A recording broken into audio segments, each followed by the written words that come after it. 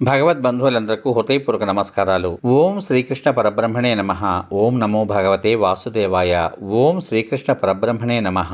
వచన భగవద్గీతలో భాగంగా ఈ రోజు మనము శ్రీమద్ భగవద్గీతలోని 6వ అధ్యాయమైన ఆత్మ సంయమ యోగములోని అన్ని శ్లోకాల యొక్క వచన భావాన్ని తెలుసుకుందాం. శ్రీ భగవానుడు ఇలా చెబుతున్నాడు: ఎవరైతే కర్మఫలమును ఆశించకుండా చేయవలసిన పనులను ఆచరించునో అతడే నిజమైన సన్యాసి మరియు యోగి. కానీ కేవలము అగ్ని కార్యమును విద్యుక్త కర్మలను త్యజించినంత మాత్రాన యోగి కాడు. అర్జున, సన్యాసము అని పిలువబడు దానినే యోగము అని తెలుసుకొనుము. ఎందుకనగా సంకల్పమును త్యాగము చేయని వాడెవ్వడునూ యోగి కాజాలడు. ఎలాంటి యోగి శ్రేష్ఠుడు?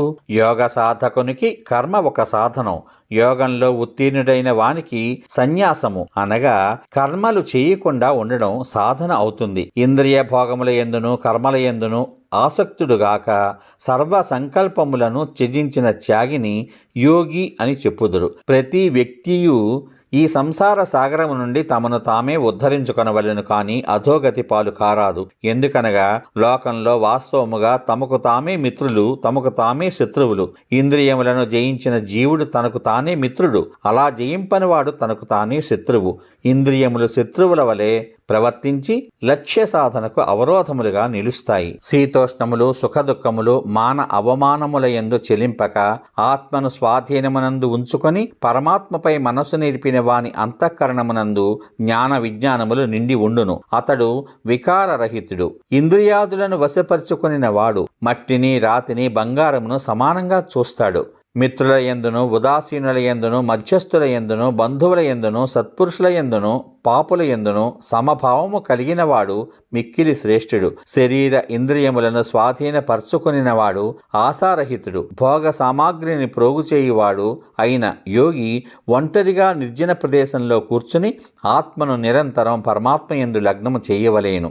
ధ్యానము ఎలా చేయాలి? పరిశుభ్రమైన ప్రదేశంలో ధర్మాసనమును జింక చర్మమును వస్త్రమును ఒకదానిపై ఒకటి పరచి మరీ ఎక్కువగా లేక మరీ తక్కువగా కాకుండా సమానమైన ఎత్తులో స్థిరమైన ఆసనముపై కూర్చుని మనస్సు ఇంద్రియములను వశమునందుంచుకొని ఏకాగ్రత గల మనస్సుతో అంతఃకరణ శుద్ధికై ధ్యాన యోగమును సాధన చేయవలెను. శరీరమును మెడను శిరస్సును నిటారుగా స్థిరముగా ఉంచి చూపులను ఏ దిక్కునకు పోనీయక తన నాసికాగ్రమునందే దృష్టిని నిలపవలెను. అలాంటి ధ్యాన యోగి శాంతిని పొందును. అర్జున, అతిగా భుజించువానికి ఏమాత్రం భుజింపని వానికిని అతిగా నిద్రించువానికిని పూర్తిగా మేల్కొని ఉండి వానికిని యోగి అవ్వడానికి అవకాశం లేదు.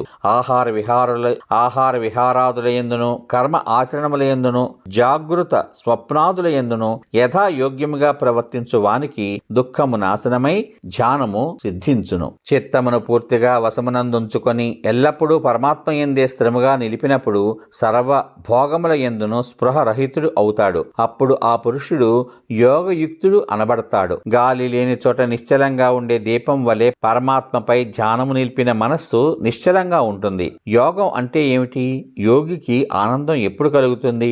ధ్యాన యోగ సాధనచే నిగ్రహింపబడిన మనస్సు ఆత్మను ధ్యానించుట ద్వారా ఆత్మను సాక్షాత్కరింప చేసుకొని ఆనందమును పొందుతుందో ఆ స్థితిలో యోగి తన ఆత్మ యందే సంతోషంగా ఉంటాడు. ఆ బ్రహ్మానందాన్ని అనుభవిస్తూ దాని యందే స్థితుడై ఉన్న యోగి పరమాత్మ స్వరూపము నుండి ఏమాత్రము విచలితుడు కానేరడు.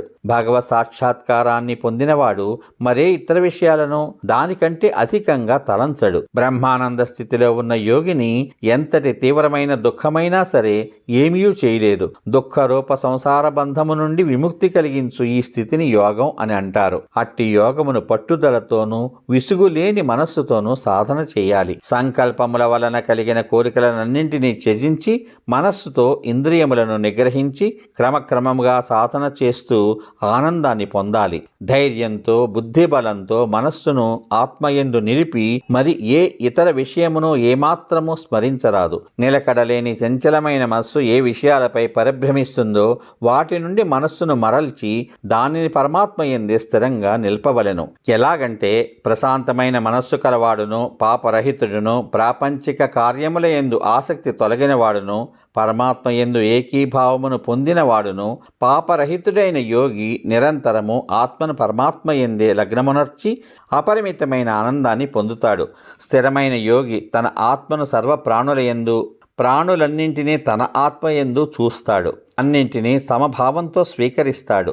నన్ను సర్వత్రా చూసేవాడికి, నా యందు సమస్తాన్ని చూసేవాడికి నేను కనబడతాను. నేను అతన్ని చూస్తాను. సమస్త ప్రాణుల యందు స్థితమై ఉన్న ఆత్మగా నన్ను భజించినచో అట్టి యోగి ఎల్లప్పుడూ నాయందే ఉంటాడు. అర్జున, సర్వ ప్రాణులను తనతో సమానంగా చూసేవాడు, సుఖమును దుఃఖమును సమానంగా చూసేవాడు పరమశ్రేష్ఠుడు. మరి మనస్సు ఎలాంటిది? దానిని నిగ్రహించుట ఎలా సాధ్యము? అప్పుడు అర్జునుడు ఈ విధంగా అంటున్నాడు: మధుసూదన, మనస్సు సహజంగా చంచలంగా ఉండే కారణం చేత నీవు చెబుతున్న సమభావ యోగము యొక్క స్థితిని నేను తెలుసుకోలేకపోతున్నాను. మనస్సు చంచలమైనది, పీడించే స్వభావం కలది, దృఢమైనది, మిక్కిలి బలమైనది. కనుక దానిని నిగ్రహించుట గాలిని ఆపుట వలె మిక్కిలి కష్టమని నేను భావిస్తున్నాను అని అర్జునుడు అడిగినప్పుడు శ్రీకృష్ణ భగవానుడు ఈ విధంగా సమాధానమిస్తున్నాడు: కౌంతేయ, నిస్సందేహముగా మనస్సు చంచలమైనదే. దానిని వశపరచుకొనుట మిక్కిలి కష్టము. కానీ అభ్యాసము, వైరాగ్యముల ద్వారా దానిని వశపరచుకొనుట సాధ్యమే. మనస్సును వశపరచుకొనని వానికి యోగసిద్ధి కలుగుట కష్టము. కానీ ప్రయత్నశీలునకు సాధన ద్వారా మనస్సును వశపరచుకొనుట సాధ్యమే అనేది నా అభిప్రాయం. యోగ సాధనలో మధ్యలో మరణించిన వారి పరిస్థితి ఏమిటి?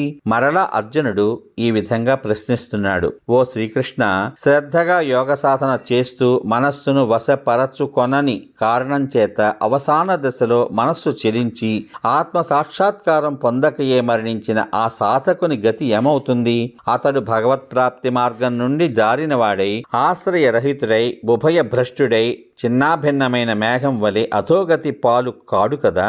నా ఈ సందేహమును తీర్చగలవాడివి నువ్వు తప్ప ఇంకెవ్వరూ లేరు. అర్జునుడు అడిగిన ప్రశ్నకు శ్రీకృష్ణ భగవానుడు ఈ విధంగా సమాధానం చెప్పాడు: పార్థ, యోగ సాధన చేసిన వాడు ఈ లోకమును గాని పరలోకమును గాని అధోగతి పాలు కాడు. ఎలాగంటే భగవంతుని కొరకు కర్తవ్య కర్మలను ఆచరించువాడెవడు అధోగతి పాలు కాడు. యోగ భ్రష్టుడు అయిన వాడు పుణ్యాత్ములు పొందు లోకములకు పోయి అక్కడ అనేక సంవత్సరాలు గడిపిన తర్వాత సంపన్నుల ఇంటిలో తిరిగి జన్మించును, లేదా పుణ్యలోకములకు వెళ్లకుండా జ్ఞానులైన యోగుల కుటుంబంలోనే జన్మిస్తాడు. కానీ లోకమునందు ఇట్టి జన్మ ప్రాప్తించడం మిక్కిలి దుర్లభం. యోగి కుటుంబంలో పుట్టిన తర్వాత తన పూర్వజన్మలో చేసిన సాధనను అతడు సులభంగానే పొంది ఈ జన్మలో పరమాత్మ ప్రాప్తి కొరకు మునుపటి కంటెను అధికంగా సాధన చేస్తాడు. శ్రీమంతుని ఇంటిలో జన్మించిన యోగభ్రష్టుడు పునర్జన్మ సాధన ప్రభావం చేత నిస్సందేహంగా భగవంతుని వైపు ఆకర్షితుడు అవుతాడు. యోగి వేదములలో తెలుపబడిన సకల కర్మల ఫలితాన్ని అధిగమిస్తాడు. కానీ ప్రయత్నపూర్వకంగా యోగ సాధన చేసిన యోగి అనేక జన్మల సంసార ప్రభావం చేత ఈ జన్మయందే సిద్ధిని పొంది సంపూర్ణంగా పాపరహితుడై వెంటనే పరమపదాన్ని పొందుతాడు. యోగి తాపసుల కంటే, శాస్త్రజ్ఞానుల కంటే, మంచి కర్మలను ఆచరించు వారి కంటే శ్రేష్ఠుడిగా భావింపబడతాడు. కావున అర్జున, నీవు యోగివి కమ్ము. యోగులందరిలోనూ శ్రద్ధగా అంతరాత్మతో నన్నే నిరంతరము భజించు యోగి నాకు పరమశ్రేష్ఠుడు అని భావిస్తాను. ఈ విధంగా ఉపనిషత్తు, బ్రహ్మ విద్య, యోగశాస్త్రము, శ్రీకృష్ణ సంవాదము అయిన శ్రీమద్ భగవద్గీత యందలి 6వ అధ్యాయమైన ఆత్మ సంయమ యోగము అనే అధ్యాయము సమాప్తము.